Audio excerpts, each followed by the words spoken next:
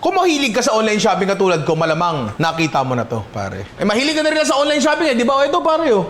Ninong Rye merch, pare. Available na yan. Search nyo lang, di ba? Ang tawag dito ay one-piece hand crank fruit peeler machine, home fruit peeler, cutter vegetable peeling machine, kitchen god. Gadget ata yun, naputo lang. Mabibili ito sa halagang 236 pesos at meron siyang 76 sold. Ang tanong, gumagana ba? Testingin natin, pare. Peras. Isasaksak yan din eh. Ay, ang sakit. Kasi ikutin daw. Oh, uy! Oh, uy! Uy! Oh! Oh, paano ngayon yan? Uy! Uy! Saktong-sakto! Oh. Teknolodya! Tapos paano mo tatanggalin yan? Hihilahin mo? Oh! May pinipindot pa dito yan, di ba? Ang tanong, masarap ba? Siyempre, di ba? Sa mansanas ba gagana? Oh, uy! Ho! Oh! Patatas. Ho!